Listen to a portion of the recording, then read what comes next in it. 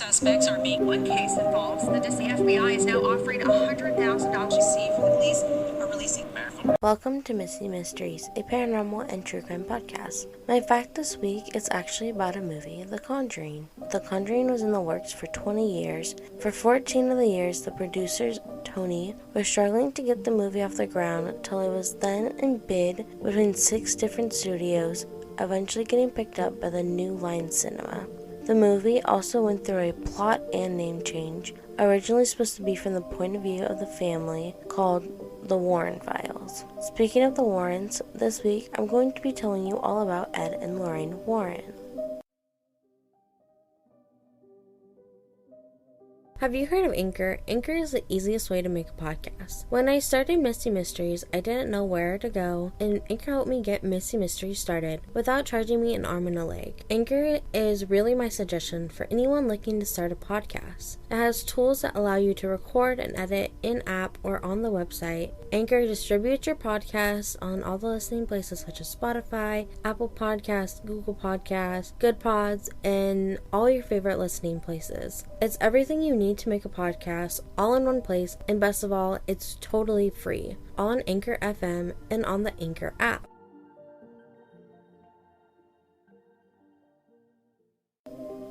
Edward, or Ed Warren, was born September 7, 1926 in Bridgeport, Connecticut. He was a paranormal investigator, self-taught and self-proclaimed demonologist, author, and lecturer. Ed was raised in a devout Catholic home and went to an all-boy Catholic school. As a child, he wanted to grow up and be a priest. Ed lived in a haunted house till he was 13, having his first experience in his home at 5 years old. In the book named The Demonologist, The Extraordinary Career of Ed and Lorraine Warren, Ed tells the story of his first experience. The landlady at his family's home didn't like children or dogs and seemed to be upset when his parents started to have children and bringing in pets. When Ed was 4 years old, his landlady passed away. A year later, after his landlady passed away, Ed saw a woman appear in his closet and quickly disappear. He remembers what his landlady looked like and identified the woman in the closet as his landlady. Shortly after, he started to have dreams of family members who passed away before he even met them. A nun he believed was his aunt even appeared to him. Ed told her all about how he wanted to be a priest when he grew up, but she told him he would never be a priest himself, but he would help many priests in his life. Ed lived 3 blocks away from what would be his wife, Lorraine, for most of his life. Lorraine Rita Moran, better known by her name of marriage as Lorraine Warren, was born January 31st, 1927 in Bridgeport, Connecticut. She was a paranormal investigator, clairvoyant, and light trance medium. Lorraine was raised in a Catholic home and went to an all-Catholic girls' school. Lorraine had unusual experiences her whole life, but it wasn't until she was 12 years old that she realized not everyone saw or felt the way she did.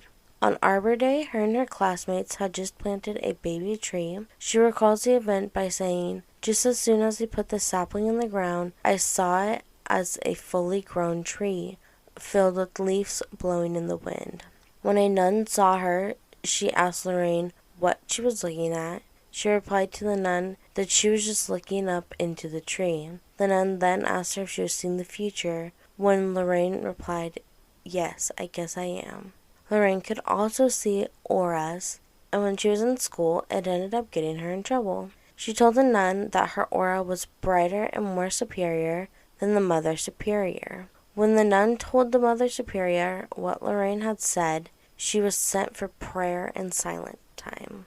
Lorraine and Ed, even though only living 3 blocks from each other, growing up, didn't meet until 1944 at the Colonial Theater. Ed worked as an usher there, while Lorraine was a regular.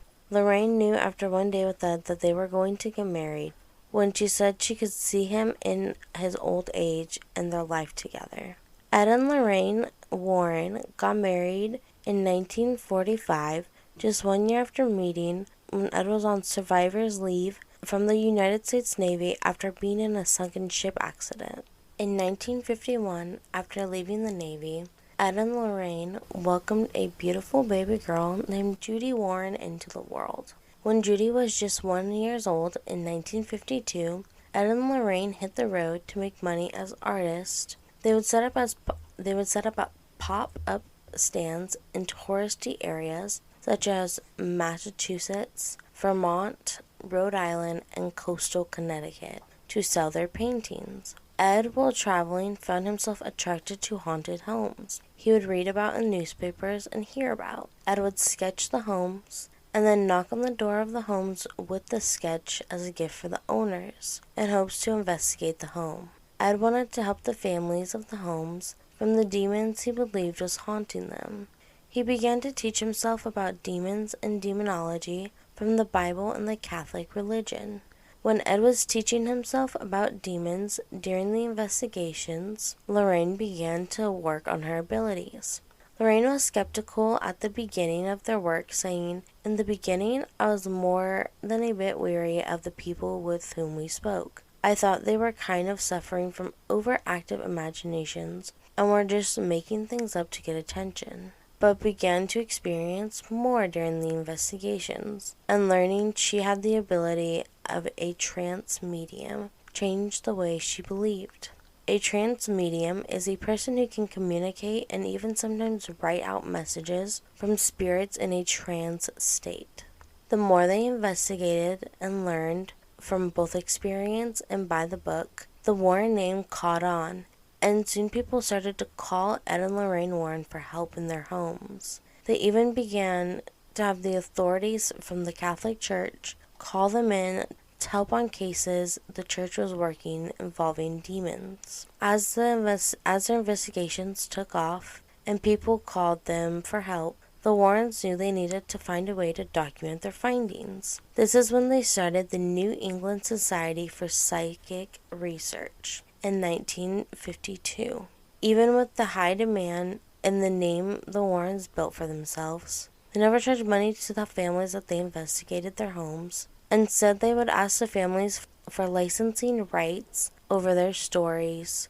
Most of their money came from films, TV, books, and lectures at colleges. The Warrens took on many investigations, especially well-known ones as Annabelle the doll, the Perron family, better known as the family from the first Conjuring, the Lutz family from the Amityville home, the haunting in Connecticut, and so many more.